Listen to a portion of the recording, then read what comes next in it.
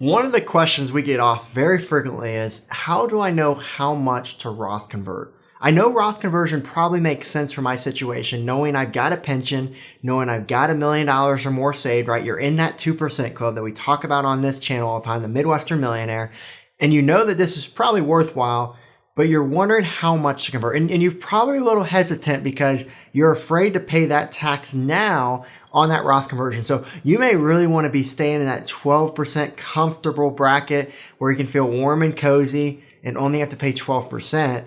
But what we're going to talk about in today's episode of Joe Knows Retirement is 12% enough? Is that going to make enough of an impact on your retirement if you are in this 2% club to be able to retire the way you want to pay the least amount of taxes over your retirement? And so that's what's in store for today's episode of Joe Knows Retirement. Joe knows taxes. Joe knows the market. Joe knows Social Security. Joe knows income planning. Joe knows pickleball? No. This is Joe Knows Retirement. So let's first break down this concept simply here. So if you have a pension, I don't know how much your pension is, so that's going to depend on this conversation of what the right tax bracket is to go to. But you also have to consider what your Social Security amount is. So if you don't have Social Security, well, you're going to have lesser income with that consideration.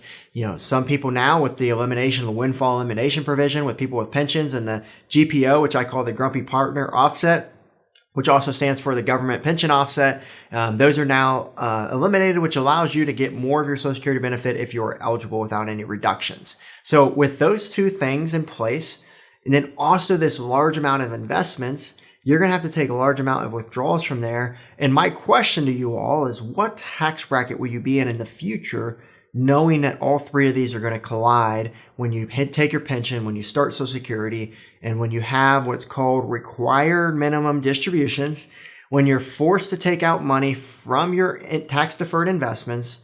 And this is when the government forces you to do so. And I always say, is it ever a good thing when the government forces us to do something? Probably not. And this is for them to get their tax dollars on this money that you have not paid taxes on yet. And most of the people we see with pensions have a large amount of their investments in tax deferred. That's their employer retirement plans, their 401k, their 403b, their TSP, their federal employee, retired military, their deferred comp if they're a state employee. These are all going to be taxed when you take it out. And so the combination of all three of these playing together can cause you to be in a higher tax bracket in the future. And you've probably been told, hey, I'll be in a lower tax bracket in retirement. And that's typically not the case. Most people are in a higher tax bracket in retirement. And so, and that's only for this 2% club. Let me make sure I make that very clear. The majority of Americans will not be in a higher tax bracket in retirement. Your situation is unique. It's different. That's why we've created a channel just for you so that you can come and get all of the specific information that you're looking for. Understand it's not specific to you. It's specific to this category. But just understand how that operates, knowing that you're different. About 40% of people pay no income tax in retirement. They live a tax-free retirement because they have not been diligent savers and they probably don't have pensions. Only 20% of people have pensions. So understand your situation as we get into this conversation. Let's also understand the concept that I don't think majority of Americans should do Roth conversions. I think Roth conversions are only for those who have pensions and diligent savers for the majority of the time. And the big reason why is because how the standard deduction works. So if you are single, your standard deduction is $15,000. If you're married, it's about $30,000. So those are round numbers there, just for easy sakes there. And so based on those two, if you have income up to that, you do not have to pay any taxes. Now, due to the one big beautiful bill, if you are 65 or older watching this, your standard deduction, if you're married filing jointly, could go all the way up to about $47,000 due to all those deductions playing in together. And so that first $47,000 or $30,000 of income is tax-free. So let's just play this out. If all you have is Social Security and $500,000 in your investments, and you're required to take out about 4% when required minimum distributions come around, well, you're only required to take out about $20,000. So $20,000 plus your Social Security, knowing that the $47,000 standard deduction is in place for those 65 or older, for those that are likely taking Social Security, you probably are not going to pay any taxes. Your Social Security is probably going to be tax-free. and you're also going to be tax-free on the $20,000 that you took out from your investments. So why would you do a Roth conversion when you're working, knowing that you will be in a lower bracket? So that's what the majority of the case is for the majority of people out there, right? Only 10% of people have saved $1 million or more. Only 20% of people have a pension. Now, if you add a pension to that conversation, even if you were to have 500,000, then you're going to bump up in tax brackets, and you're likely going to probably bump out of the 12% bracket with all three of those things playing together is what we typically see. But you can see how this can easily not be that good of an option for most people out there. But let's run the numbers here. So the 12% bracket, back to the title of this conversation, goes up to about $96,000 here in 2025. So let's just use 100,000 as that round number there. And then you have the standard deduction on top of that, around 30,000. So you're looking at needing to have over $130,000 consistently in retirement to be even over the 12%. And I do want to add another disclosure here. We don't know what future tax rates will be, but we can only guess based on what we have now and what's been in the past. And in the past, before 2017, that 12% bracket was 15%. Those amounts, that 100,000 I mentioned, that 96,000, that's going to change each year due to inflation. But also if they do a massive tax sweep where they change a tax code, then that could also change these in the future as well. But let's just use today's numbers to make things simple and easy for you to understand this concept. And so if your pension's $50,000 a year, if your Social Security is $50,000 a year, you're already at $100,000. And then if you have $1 million saved and you take a $40,000 required minimum distribution out at 73, you're already over 12% for a portion of your investments. And so now you're going to be pushed into the 22% bracket is really the high level understanding of this. Now understand that Social Security would not be fully taxable. Likely only 85% of that would be counted as income. But you can understand how you're really tipping the line there either way, even worst case scenario in most cases. So it's going to depend on what your pension is and what your amount saved is. But I want you to use that $130,000 number as the baseline there of what this could look like. And so if your pension's already six figures and $100,000, you're already basically pushing yourself out of that 12% bracket right away. And so under those circumstances, you're never likely going to be in the 12% or even have the opportunity to be in the 12%. So that's the considerations. So that's point number one that we have to understand. Most of our clients are going to end up in that 22 or 24% bracket in retirement due to all three of those playing together. So we just likely will never be in that 12% moving forward. And so knowing that, we have to make a key decision now. Let's say, for example, we're 60 years old, we're no longer working, our pension starts at 65, we're not taking Social Security, we haven't taken any investments, our income is zero. And so we have some room to do something. We could do $130,000 of Roth conversions and we could start sweeping this money over. And that could be a great opportunity to do so at a very low tax rate. But the question becomes of how long is that going to last? Let's just say your pension starts at 65, you're going to take Social Security at 65. Well, at that point, you've got 5 years to shift over $130,000 a year. That's a pretty good situation. You may be able to do that effectively without having to go above the 12% bracket. So that would be what I call the extreme case of, hey, you could stay in the 12% bracket if that's you. That's typically not the case because most pensions pay out right away. And so as soon as you retire at 60, you're going to start taking your pension. And let's say your pension is now $70,000 a year. Well, that gives you about $60,000 of room that you can convert in the 12% bracket. Now, my question to you, if that's the case now, we're starting to get closer to it. Does this make sense to do? 60,000 over 5 years is only 300,000. That's only 30% of your $1 million if you have no growth. What if you have a 6% growth per year on that $1 million? That's $60,000 of growth, and you're only doing a 60,000 conversion, which means that your $1 million in tax deferred will never change. Your RMD in the future will likely still be that $40,000. It's better than nothing.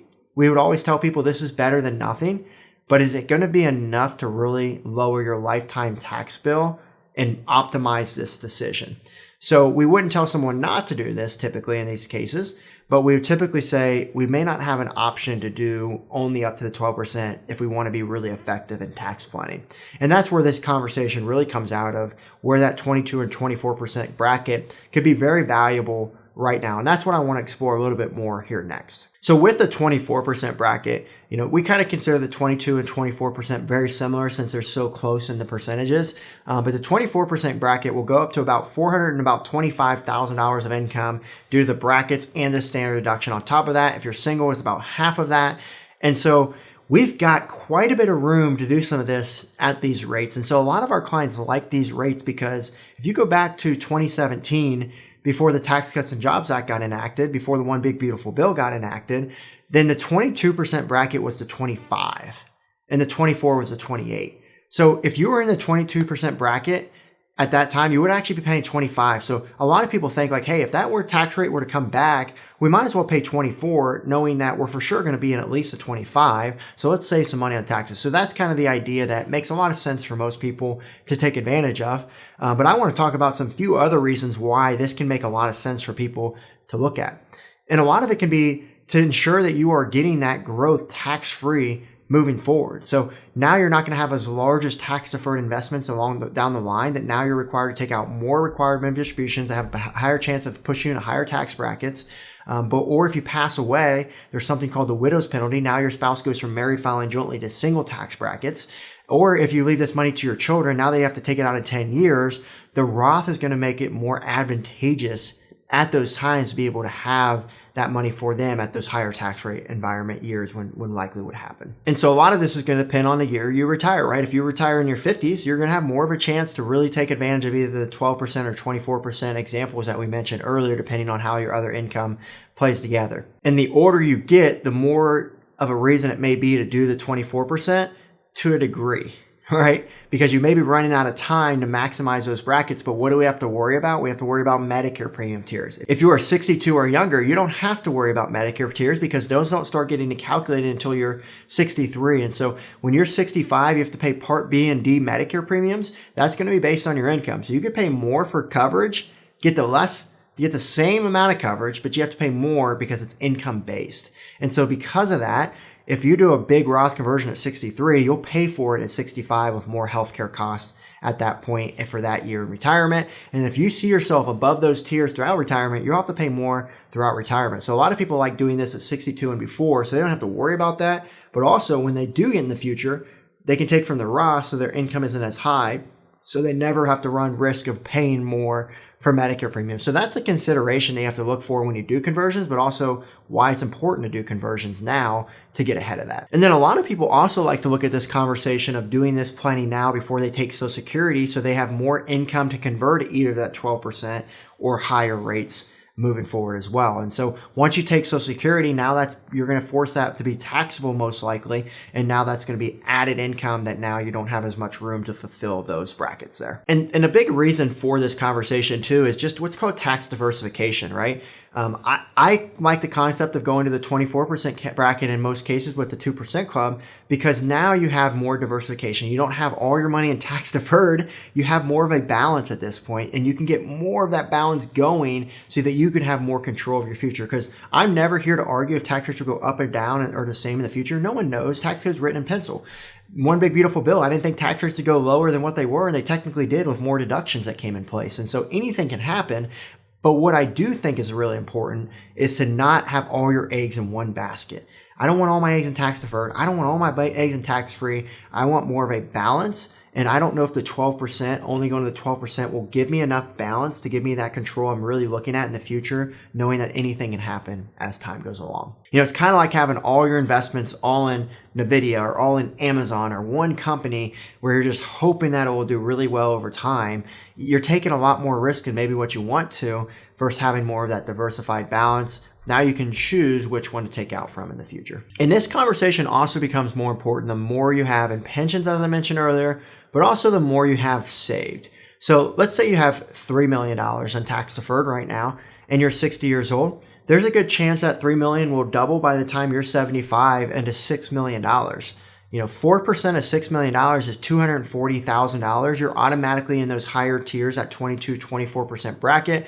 You're likely going to have to pay more in Medicare premium tiers at that point just from that. And that's not even including your pension and Social Security on top of that. And so that's where if you're in that kind of category, I would really have a hard time thinking the 24% bracket would not make sense for you. I would think that has to be the case. Now, maybe your goal is to leave all your money to charity. In that case, then you would not want to do a Roth conversion. You would just want to give all your money to the charities tax-free. And so, understand what your goals are as well. But if your goal is to make sure you're paying the least amount of taxes for your lifetime, your children's lifetime, your spouse's lifetime, this could be making a lot of sense. Now, let me play off of that a little bit more too.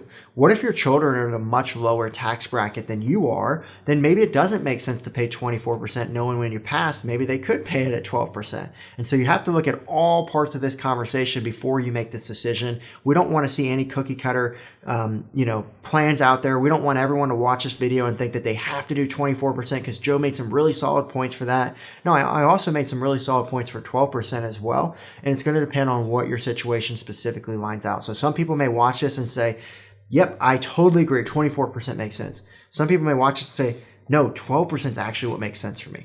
I would say the most people watching this are the 24% is going to make more sense, but you can get the idea of where I'm going with this concept. Don't ever listen to financial advice and think I have to do that unless it is specifically to you and it's trusted information, obviously. And the good news about everyone watching this channel is that we tailor this content to those people in the 2% club, pensions and $1 million plus. Now, we don't necessarily, tell you what amount that pension is, right? Because that's going to be different with all the people that we see. So that is one variable that may not be consistent with everyone watching this.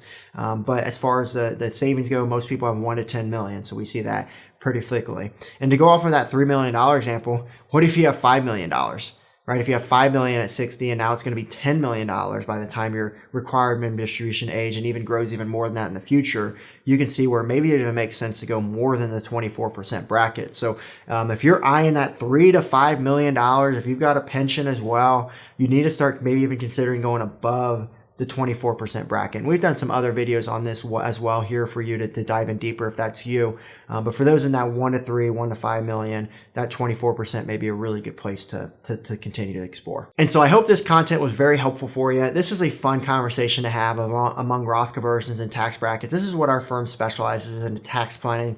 We have our 5-pillar approach. We feel like taxes are the most important conversation here, knowing it's likely going to be the biggest expense for those with pensions and $1 million plus. And so if you're looking for more content, you love this content, this video here today, I'll pop up some other videos that you can watch to make sure you can continue to explore this topic and to educate and be informed for your retirement so that you can save more and live more purposely and enjoy what you've worked so hard for.